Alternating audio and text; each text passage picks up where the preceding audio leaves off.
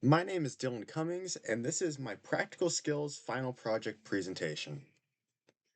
So the first system I set up was a certificate authority. I created my own CA that issues SSL and TLS certificates. The main tool I used was OpenSSL, which was used to create the server private key and create the X509 certificates. One issue I ran into was the certificate not being recognized by my machine's trusted list. I found out that I had to add the certificate authority into my Firefox browser itself. Another more recent issue I ran into was my Windows machine dynamically changes IP address. This issue will be reflected in the live demo, which here it is. On my Linux machine, we have the three servers I set up. First, we have the Apache server, which, as we can see here, the connection is secure.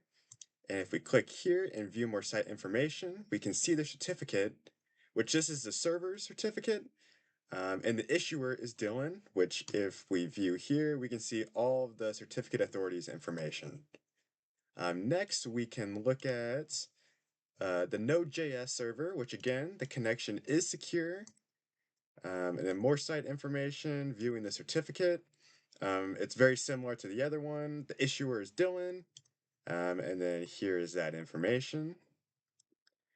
Finally, we have the ISS server.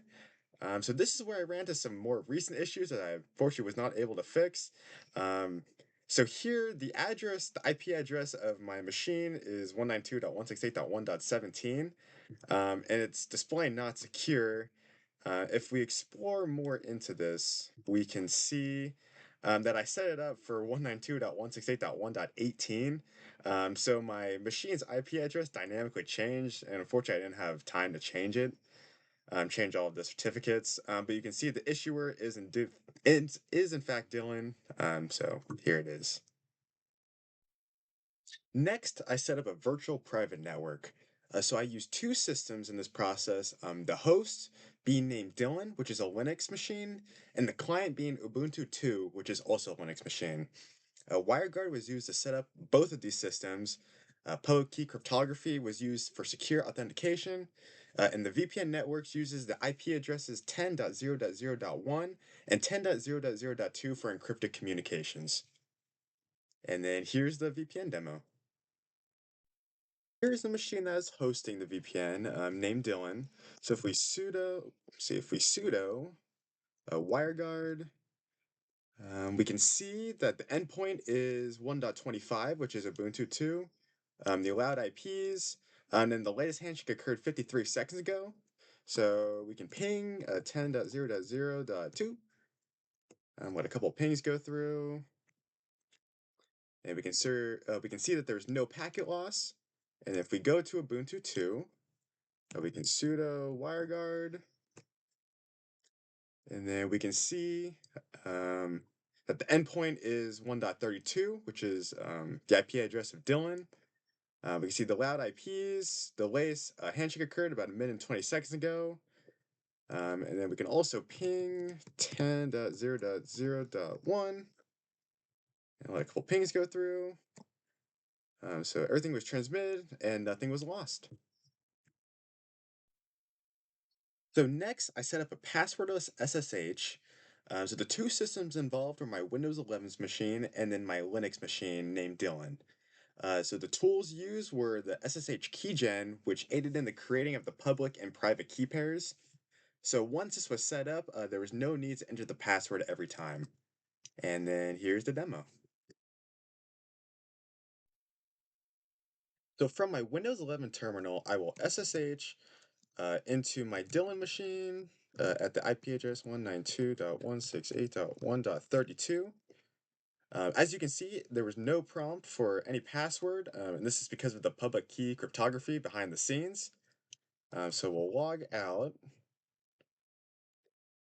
and then we will go to Ubuntu 2 and try the same thing. We will SSH Dylan at 192.168.1.32. And you can see here it prompts me for a password because there's no public key cryptography going on in the background. Mm, cool. And then once the password is inputted, then we can SSH into it. So next, I set up an IPSEC tunnel. So there are two Linux systems involved, Dylan and Ubuntu 2. Strong Swan was using the configuration of both of these systems. It was used to update the configuration files and sharing the authentication keys between both systems. And then I had to open the necessary firewall ports to allow the IPsec tunnel to work properly. But once set up correctly, the traffic between both systems is encrypted and the keys are managed securely. And then here's the demo. So here on Dylan, we will run the command sudo IPsec status all. And then here we can see that the connection is established between 1.25 and it is installed. So next we can go to Ubuntu 2 and we can run the same command sudo IPsec status all. And again, we can see it's established and installed. So next what we can do is we can ping 192.168.1.32 and we'll just let these pings run through. We'll go back to Dylan and we can run the command sudo tcp dump minus n proto 50. So this will basically look for protocol 50, which shows all of the encapsulating security payloads. So if we run this, we can see that it is indeed being encrypted. So yeah, we can see the encapsulating security payloads. So yeah, this proves that the traffic is indeed encrypted. So the next system I implemented is Pretty Good Privacy, which is supported by Thunderbird. Pretty Good Privacy allows the user to both encrypt and digitally sign their messages. I use GPG to generate the public and private key pairs.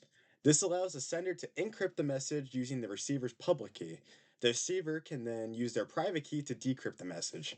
The sender can also hash the message and encrypt it using their private key to add a digital signature. This also allows the receiver to verify the message integrity. And then here is the Pretty Good Privacy demo.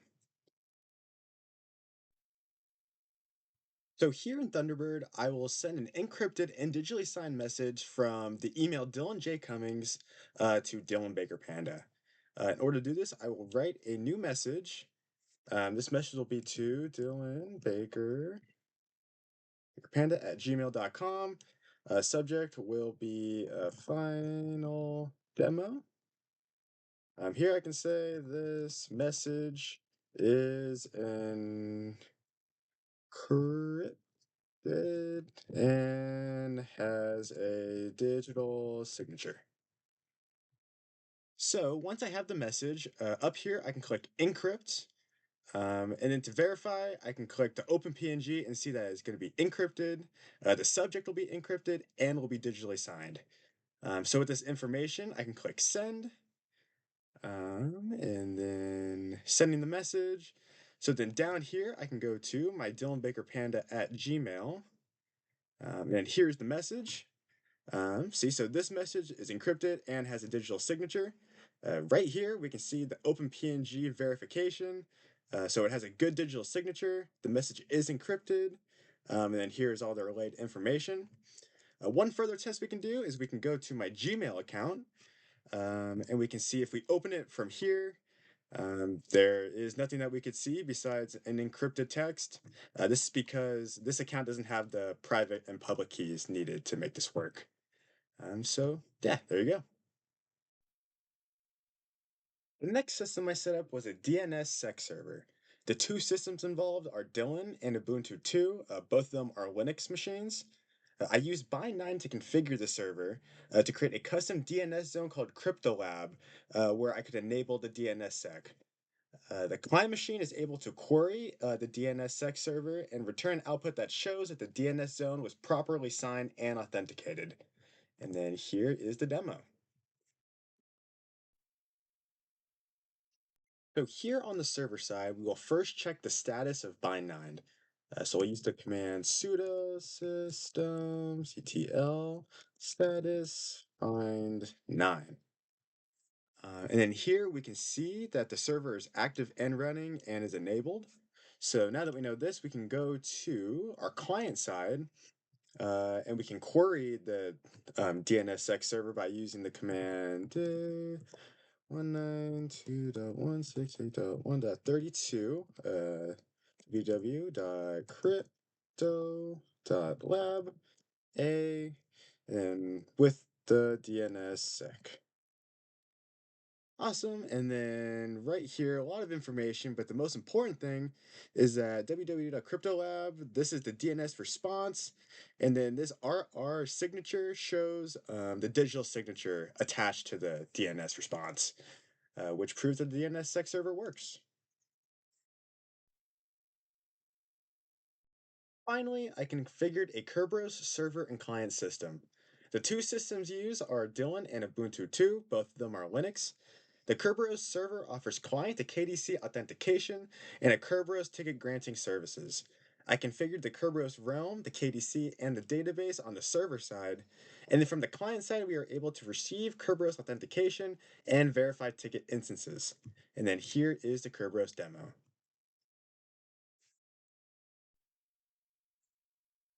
All right, so first here on the server side, we will verify that the Kerberos KDC service is running.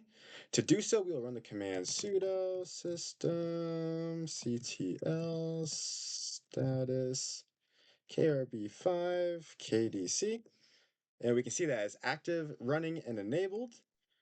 So next, we'll verify that the KDC is listening on port 88. So we'll run the command sudo ss tollpin and then grep colon 88. And then here we can see that port 88 is open. So finally, we will run the command sudo kadmin local to enter the Kerberos administration shell. So once we're in here, we can list prints to see all of the users. So we have test user, which will be what we do in this test. And we also have all of the admins. So we'll quit and we'll head over to the client side where here we can do klist, and you can see we currently have no tickets at the moment. So next we will do kinit test user at dylan.com and the password. Perfect. And now if we do klist again, you can see we have our ticket, proving that the Kerberos system does work. And that is the end of my presentation for my final project. Thanks for listening and have a great day.